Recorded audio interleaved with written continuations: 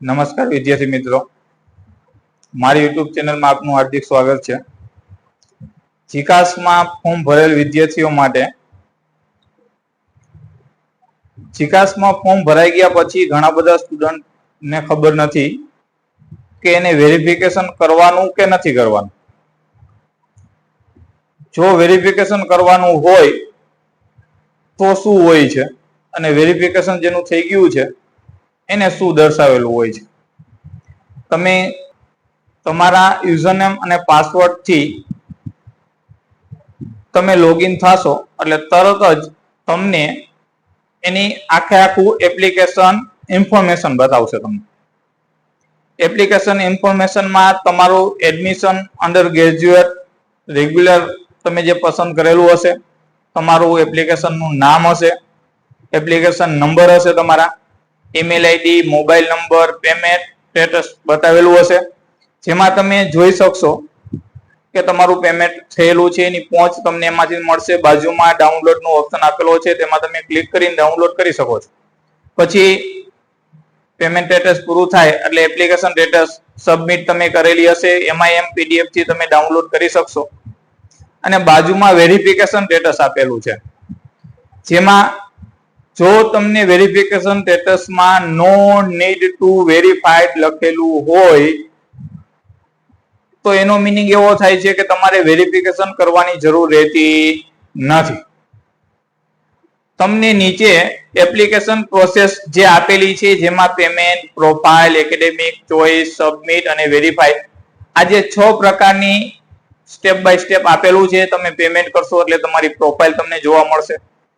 તમારી profile green થઈ જાય, પેમેન્ટ સક્સેસફુલી થઈ જશે એટલે એ ગ્રીન થઈ જશે, રેડ માંથી ગ્રીન. પ્રોફાઇલ તમારી કમ્પ્લીટ થઈ જશે એટલે ગ્રીન થઈ જશે. એકેડેમિક તમે માહિતી નાખી દેશો એટલે એ પણ તમારી ગ્રીન થઈ જશે. તમે કોલેજની ચોઈસ કરશો એટલે રેડ માંથી ડાયરેક્ટ ઈ ગ્રીન થઈ જશે. કમ્પ્લીટ થઈ ગયું તમારું, એનો મીનિંગ એવો થાય છે. પછી તમે સબમિટ આપો છો,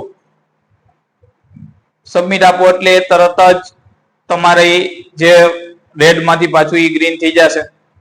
પછી તમને વેરીફાઈ નો ઓપ્શન આપેલો છે, કારણ કે જીકાસમાં ઘણા બધા સ્ટુડન્ટ એવા છે કે જેને ખબર નથી હોતી કે સાહેબ મારે વેરીફાઈ કરવાનું કે નથી કરવાનું. જો તમે ફોર્મ ભરો છો, તમારા જે 6 સ્ટેપ આપેલા છે, 6 સ્ટેપ તમારા ગ્રીન થઈ જાય તો તમારું વેરીફાઈ થઈ ગયું છે. અથવા વેરિફિકેશન સ્ટેટસ તમે જ્યારે ફોર્મ ભરશો યુઝરનેમ પાસવર્ડ થી, ત્યારે ઉપર જો નો નીડ ટુ વેરીફાઈડ લખેલું હોય તો તમારે વેરીફાઈ કરવાની જરૂર નથી એવું કહેવા માંગે છે. ઘણા બધા સ્ટુડન્ટ અમુક ગામમાંથી આવતા હોય, કોલેજે આવીને માહિતી આપતા હોય, એની યુઝરનેમ ની આપી દઈએ એટલે તરત વેરીફાઈ હોય તો ઓલરેડી વેરીફાઈડ સ્ટુડન્ટ થઈ જ ગયો છે, એને ક્યાંય જવાની જરૂર રહેતી નથી. એટલે આ એક ખાસ નોંધ લેજો. ઘણા બધા સ્ટુડન્ટ આવે છે અને કહે છે કે સાહેબ આ રીતે પ્રશ્ન છે, મારે તો વેરીફાઈ થઈ ગયું છે તો મારે કેમ વેરીફાઈ કરવું એમ.